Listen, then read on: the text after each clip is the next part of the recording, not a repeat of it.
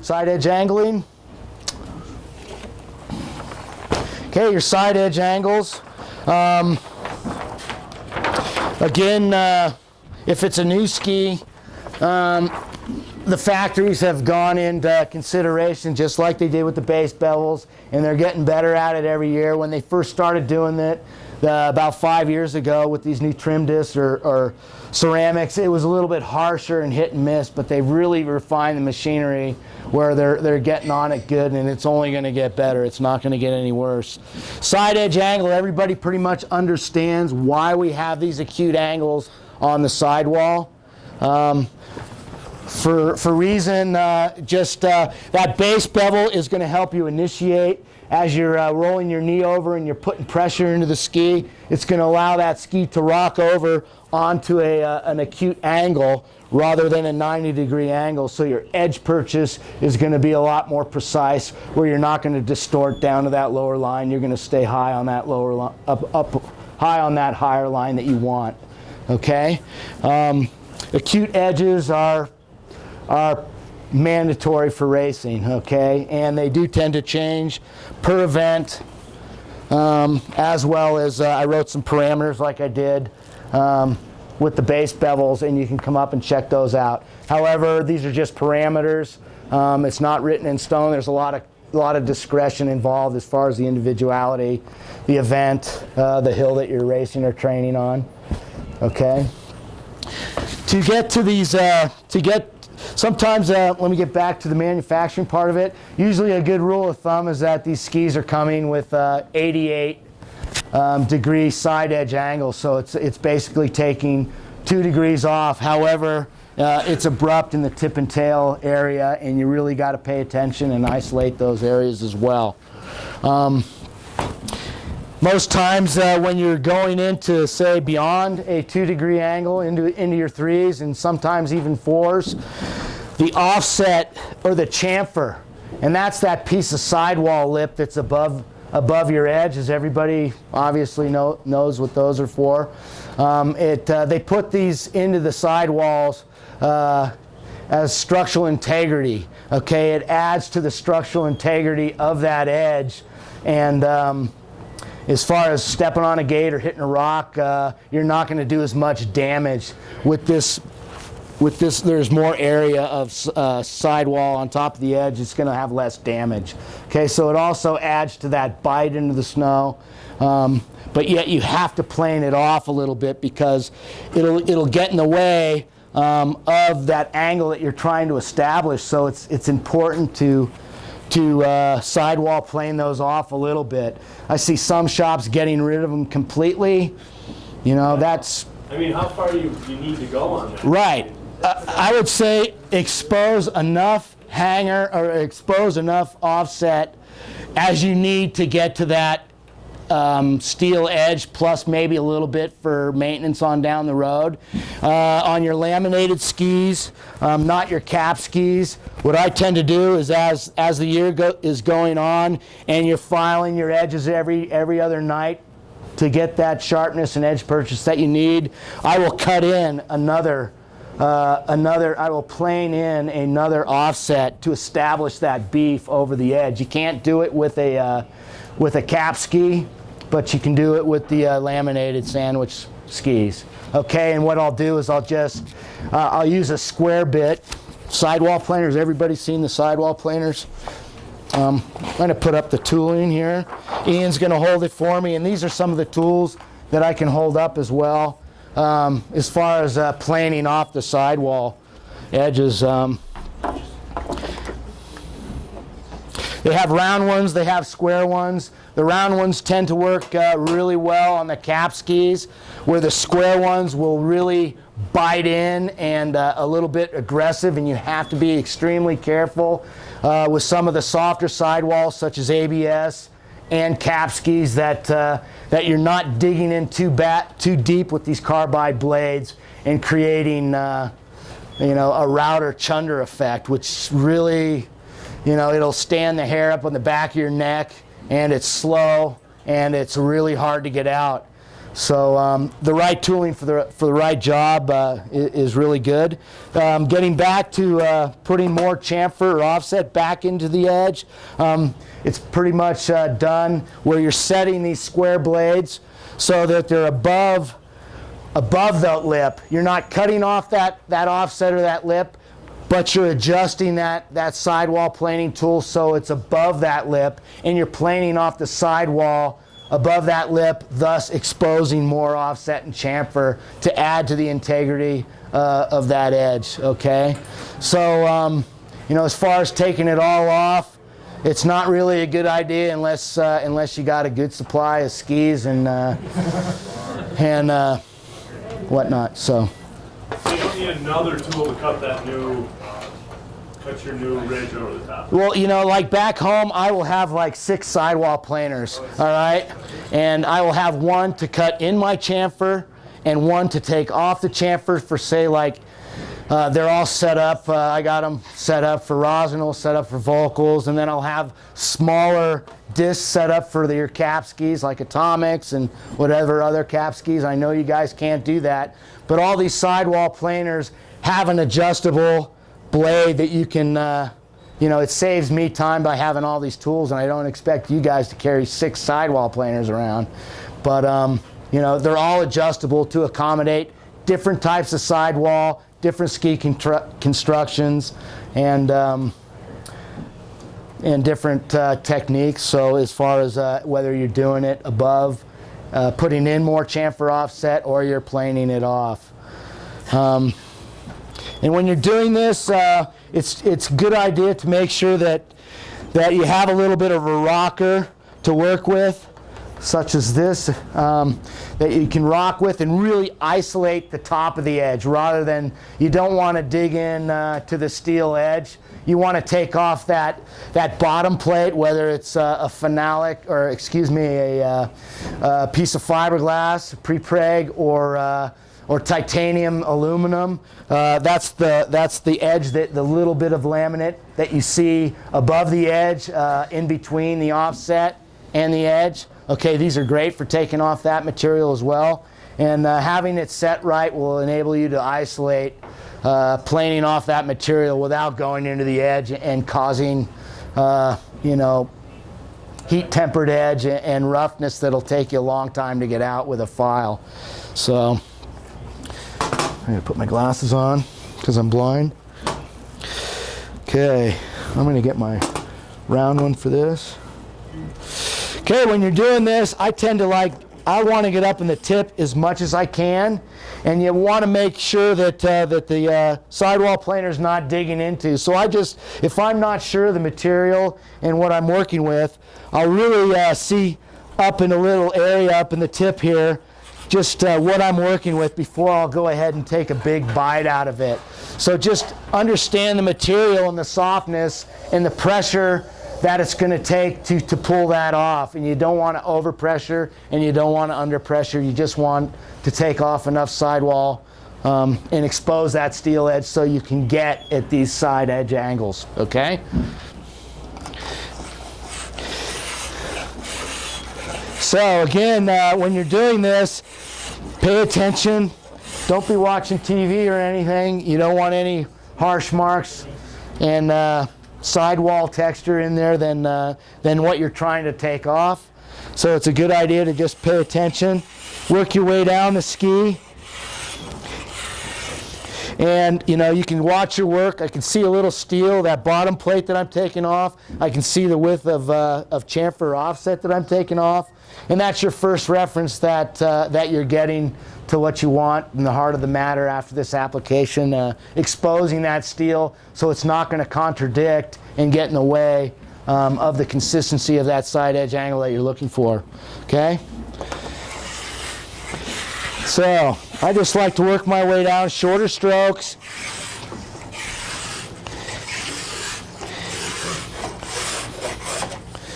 And then I'll take a little bit of longer stroke.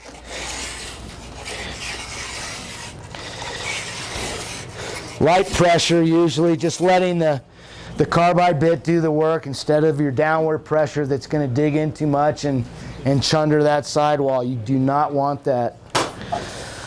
Go ahead and, again, you're pushing off a lot of material that you don't want to get stuck on the base when we start to cut in our side edge angle with our body file, which is not here. Ian, can you look for that body file? I think it's on the table. There we go.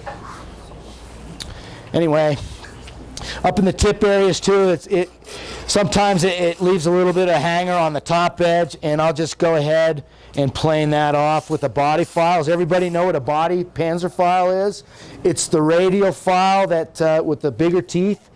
It tends to take off more material, obviously, than a World Cup chrome dip file. And I'll just go ahead and take off that material and make it smooth, and also so it's not in the way, so we get our steel edge exposed and get it down to the right angle that we're looking for. Okay? So while the body file is in your hand, go ahead and take your side edge angle. There's different toolings. Again, it's a personal preference on whether to work easier to work with and the precision that you're looking for. They have one tool that does it all. It goes from 90 degrees down to 85, excuse me. That's 5 degrees. And with your side edge angles that I like to tend to use myself, you'll have to have 5 of these to match that, but I think that there's no one in here that should be racing beyond an 84 or even maybe an 83 unless you've really discussed it with your coach and isolated that and tested it. Okay, because an acute angle that you're cutting in here on the edge, it can be your best friend, but it also can be a slower edge as far as being able to recover, okay? The recovery margin on an 83 or a 3-degree side edge angle is a lot greater, where that room for recovery tends to dwindle when you're starting to look at those 4s and even 5 degrees, which I hope we don't see at this level. But over in the World Cup on these injected steeper type surfaces, it's the angle. These guys are built like football players, and they can recover with this type of angle where, you know, you're trying to finish both runs and get a good result, and you want every benefit of the doubt of being able to recover. Okay, so you want to leave that margin of recovery there. All right, does that make sense to everybody? Okay, moving on. Body file, especially when I'm cutting in a 3-degree angle, such as an 87, the body file will tend to just get you at that angle a lot quicker than, say, starting out with your World Cup chrome dip file. However, you can imagine that taking off more material, it's going to leave a little bit deeper surface texture also that you have to go back. Whenever you have a body file on a steel edge, you should always follow up with a chrome dip file and go through your series of stones as far as polishing, which I'm going to get to here shortly. So what I like to do is I like to put a pony clamp. Everybody's seen the pony clamps. I like to leave a little bit of an angle with my body file off of the side edge angle, and that just adds to a little bit cleaner cuts rather than having it straight. You'll feel some rollers getting underneath there when it's too straight, and it just tends to leave harsher surface texture in the steel. So I like to give myself a little bit of an angle, okay? And go ahead and clamp that body file down. And you always want to make sure and have a piece of base text. I always keep it in my apron here because we're taking off lots of steel and other a little bit more sidewall material. And you don't want that material to get caught in between the base and the side edge angle tooling. Sometimes if you're not quite sure of your tooling being older or whatnot, you can put on a piece of masking tape and go down the edge just underneath the base edge, and that'll help keep some of the dirt out. And with some of the speed skis, Super G's downhills, I like to use wax. I'll actually put in a nice thick coat of wax, let it sit for a half hour, an hour, cool down slowly, and then I'll go ahead and scrape that wax off with a scraper completely. But however, I won't brush that wax out of the structure. that wax will be pushed down into the structure, helping to protect that base of any impurities such as filing and dirt and whatnot that you're creating here on the bench. So you know, when you're doing speed skis, you might want to use wax rather than tape, or if you keep your tools clean and off the bench and take good care of them, it's only going to result that you don't have to use tape. And I would recommend using wax so in your speed skis, because you're throwing wax into them because they need it anyway, and it also it's a tremendous protection when we're doing this type of application. So anyway, you want to grab your body file and your side edge angle and get up into the tip area as much as you can, okay?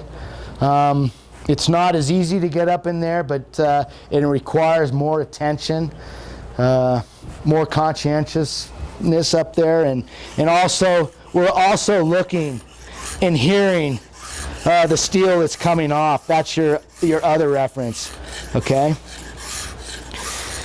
So when you see that steel starting to get shiny all the way across, unless you know, you're hearing the file cutting into the steel less up in here, that's your reference to go ahead and move on down into the forebody of the ski. And I tend to like to make those short strokes at first, like I do everything else, obviously on the base. It just adds to the precision. Fix this. It's just, there we go.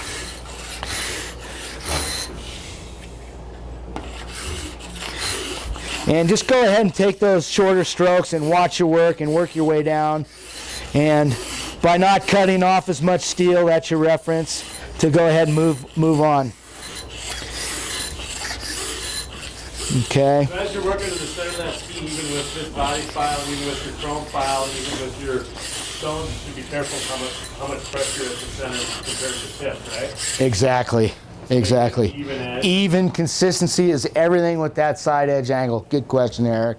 Yeah, just be aware of you know, your pressure up in the tip and into the tail. There's less profile. Obviously, the tips are thinner and they tend to vibrate. And some of the times when the ski gets vibrate when you're doing this, it'll leave you know, some teeth marks in there that you kind of want to prevent, because it takes a little while to get those out with your Chrome World Cup file, which would be the next step.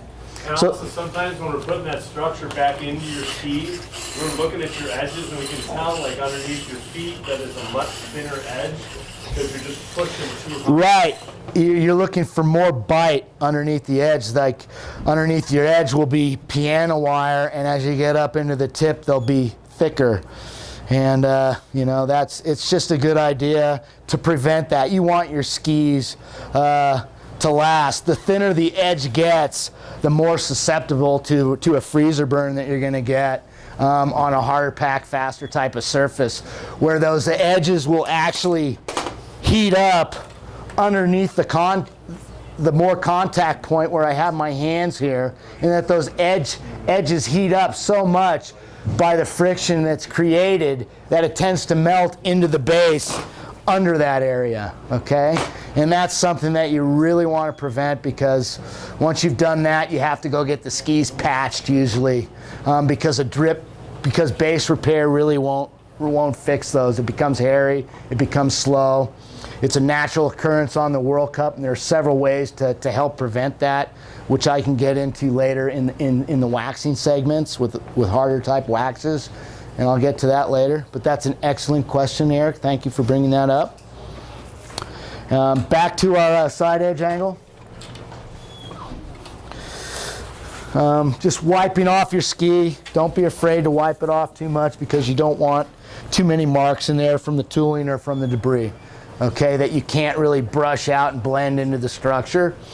After I've taken my short strokes with the body file, obviously, you know, it's pretty much established our side edge angles that we're looking for, about 80 to 90%. However, we left some harsh surface texture in that steel with the body file. Plus, we want to further tie in that consistency of that angle with our World Cup chrome file. Okay? And when I'm doing this, I like to start at the bottom and make that little bit of an angle. This will allow for a cleaner, more precise cut rather than having it straight, okay?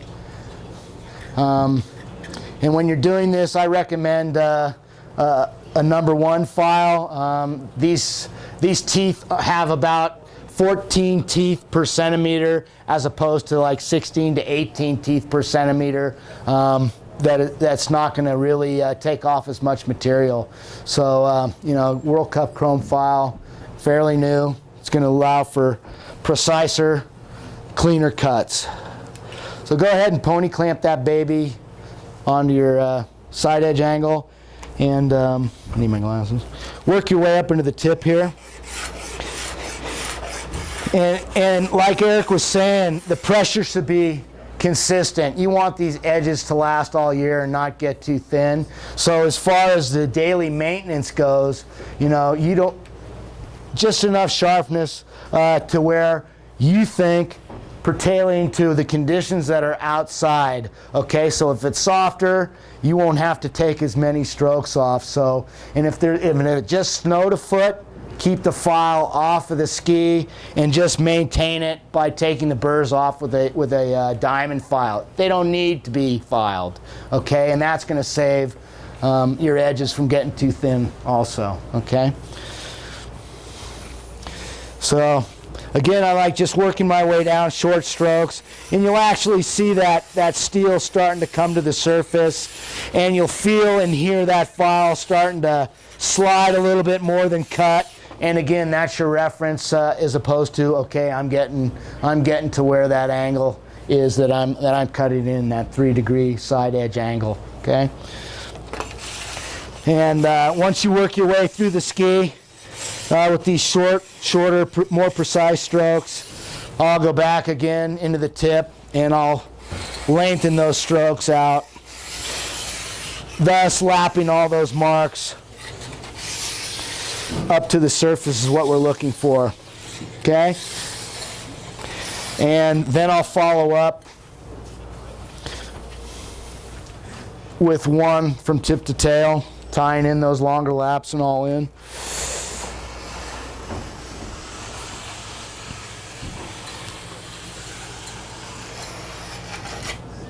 Like so, okay? And after we've cut in our edge, just while the ski's still on edge, just check and see how much material that the side edge has pushed over into the base. Okay, it's not flat. You can feel it with your fingernail, and that's going to be a hang up, slow. Your ski's going to be up the hill, and it's not going to tend to come underneath your hips as well. It's going to be up there. You're countered up, and you're waiting for that ski to come back around underneath your hips, and it's just not going to do it. Okay, so what we want to do is get rid of that hanger with a series of diamond stones here. Okay, your DMT stones go blue, red, down to 1200 of grit of green, which actually will leave the steel up to a fine mirror polish is what you're looking for as far as speed goes, okay? And what I'll do is I'll just go ahead and I will use some water. I usually have a cup of water here to help keep the friction down and that heat down so you're not heating up that edge too much. But it also will lubricate and keep the diamond files clean. And they tend to won't gum up as much, leaving you more precise, cleaner cuts, okay? So what I'll do is I'll just go down the base edge, and you can hear that hanger starting to come off, and it doesn't take too long at all.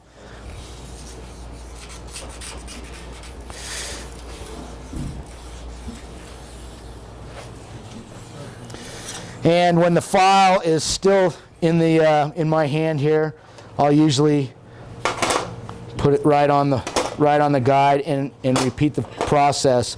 Something that's also good as far as getting the side edge to that mirror polish that you're looking for is wrapping a quarter of that sandpaper around your file and softening up that edge so we can get it lapped up a lot quicker and a lot more precise. It does a better job when that steel is softer.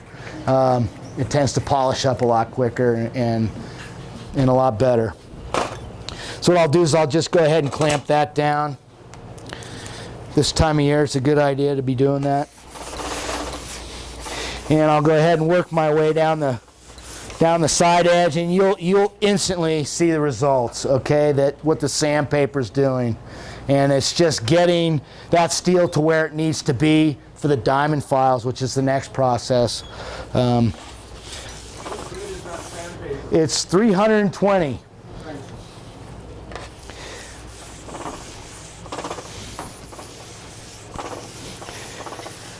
And okay, then I'll take my blue diamond file, go ahead and clamp that in, make sure it's lubed up with some water. Clamp that in your side edge angle guide, and thanks. You can drink that too if you need. All right. And go down your side edge, okay? Shorter strokes. Don't be afraid to get up in the non-contact points. A lot of times you're there and you don't even know it. Go down in video and you'll see yourself every once in a while rolling up into those tips, and you want to make sure that when you're up there you want to get back to where you should be, and having those angles and bevels up there is going to help you do that recovery, okay? And then I'll work my way down with one stroke, the final process. Dip my stone in. We're going to go to red next, okay? And then I'll go down the base edge. Just getting that blue file mark that we took the hanger off with and lapping that up as far as finishing the polish. And then go ahead and clamp it into your side edge angle and then go down the sidewall. Okay?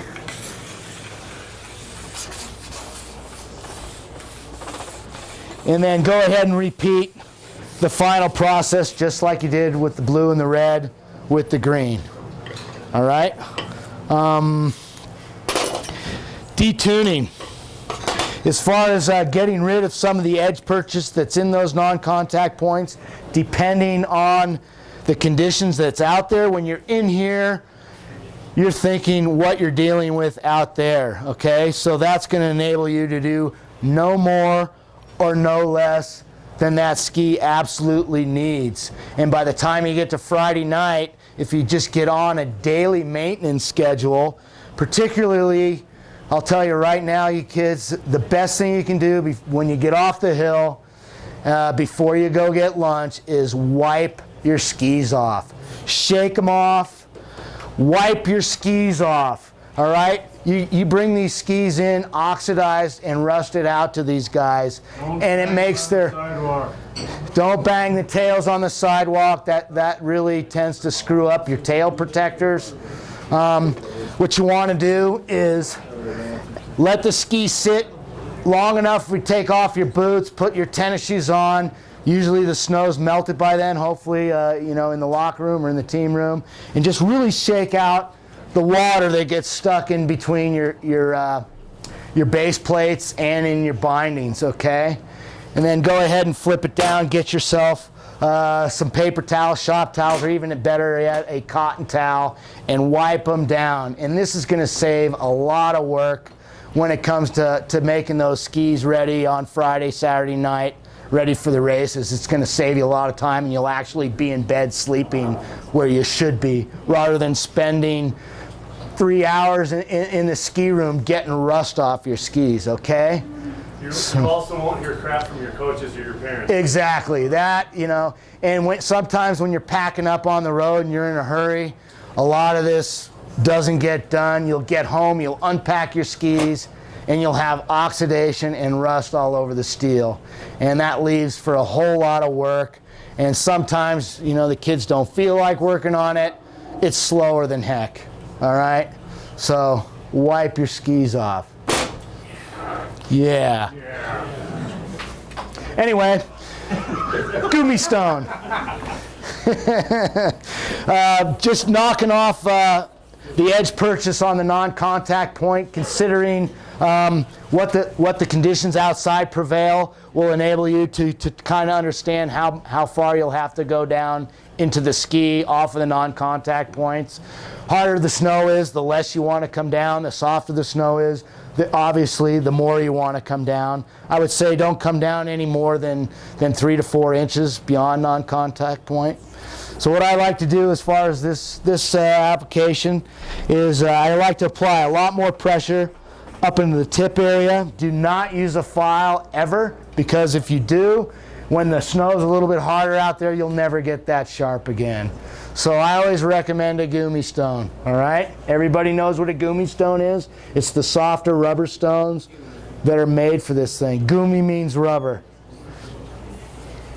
All right, so a little bit more pressure up into the tip area, and as you're starting to get into the forebody, just lighten up on the pressure so it's not abrupt where it's sharp there and dull there. You want it kind of feathered in, all right? And the same in the tail. Lightening up on the pressure just a little bit, all right?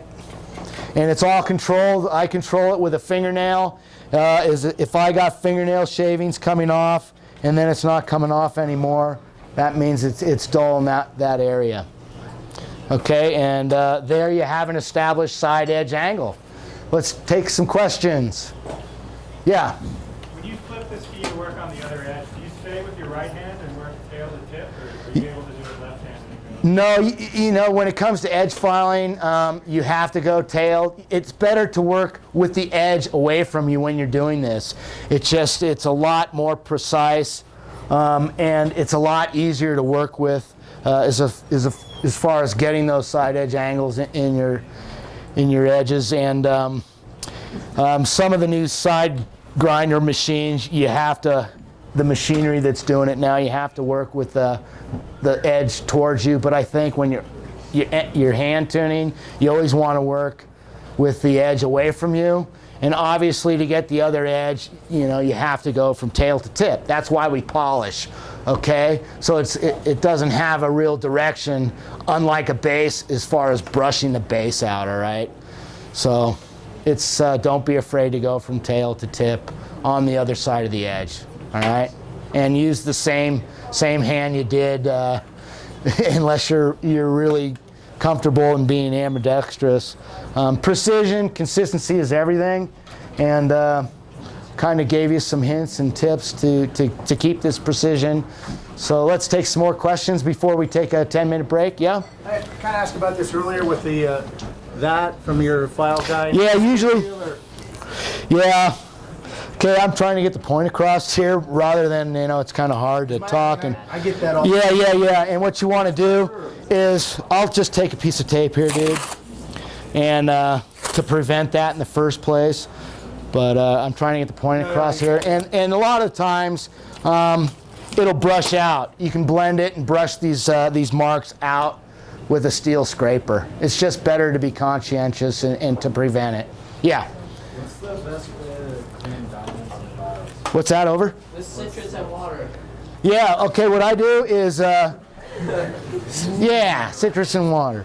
Anyway, yeah, just fill a cup half full of water, just deep enough where it's going to cover the length of your diamond file, and just a couple drops of citrus, okay? Where do you get your citrus? Rennstall. Thank you. Walmart. Anyway, let's take some more questions here, and then we'll take a 10-minute break and get some waxing. Yes, sir? Same as the other one, how often do you put the file on your side edge, on average? Whenever it needs it, okay? That's why we're paying attention to the snow conditions that are outside. If it just dumped 1.5 feet, you need to diamond file. You don't need to file because, you know, you've already filed the day before or whatever, all right? You're on hard snow day after day, how often on average? When you start sliding and you don't feel any more edge purchase on the snow, that's your first reference. Or you're distorting down to the lower line and your times are slower. Okay? Questions? How do you feel with all the the Discman from Winter Steiger? Right. The new Tor Trim jet, yeah. You like those? Yes, it's a valuable tool. I mean, you know, as far as not relying on your eyesight or lack of ability because you've only done a few pairs of skis and your confidence isn't quite there. Take him into Eric at Rennstall, and he'll give you a good starting point. He will get those base bevels precise, where all you're doing is really tying up and making sure it's consistent, and then doing the polishing. And that's something that's a lot easier done, particularly if you don't have the mileage, than it is by hand. That's a good question. Yeah. Diamond files, do you go with 100, then 400? Then Yeah, usually I'll eliminate the 100 as long as you're getting some nice clean cuts, and using a good file. I'll start at 200, 400, 600. By the time I'm a week out of the race, I'll start going to 15, 12 to 15, whatever material that you're working with. It's a good question. Yeah. How many passes do you normally do with a diamond? Just kind of, you count and you're at like 10? No, what I'll do is I'll make those shorter laps, longer laps, and then follow up with a long one. Usually it doesn't take any time at all, and you can hear it, see it, and feel it when all those nooks are gone and all those little Red and the green use exactly about the same amount. yeah, and you stop feeling those diamond files cutting and polishing. That pretty much tells you that you're done and you have a nice polished edge. Okay, so let's go ahead and take about Yep. how often maybe you take them into the stone grinder and say, Eric, I'll let Yeah, that's a good question, and I can answer that. Every single day you need to bring that stuff to me and pay for it. I mean, wait. kind of a loaded No, that's a great question, and I will elaborate on that now, but I will get into it more once we get into our waxing. But hey, listen up. As far as a reference goes, as to when you're going to need a new structure, is a base will get to its fastest point. And as you get into the race season, as you get into the training wax applications, as well as the high fluorinated race waxes, the heat of the iron, the fluorinated race waxes tend to clog up these bases that are very molecularly porous, and they tend to not expand and open up with the iron or contract with the cooling as much, so the impregnation factor doesn't get as deep into your base. We call this oxidation or burnish. A lot of times you can see it by eye when you're waxing and the wax is going out of the ski and not into the ski, and also that your times are slowing down. And it's again, it's more often than not. 20 years ago, before these stone grinding machines were so refined, we didn't do it as much because these stone grinding machines were really harsh and set the skis back even further from at their fastest peak. Well, right now, the way things are with the machinery and the professionalism and that's in these shops that operate in these machineries, you can get rid of those top surface coagulated, closed off, oxidized burnish surfaces with the stone grinder, and that ski will be back up to snuff within a day or two rather than a week or two. So your skis will reach their fastest point, and again, there's only one way for them to go, and that's starting to slow down. And just keeping track of the consistency of your times and looking on the bench if the wax is going in or out, and checking the base to make sure it's not gray and oxidized and plugged up.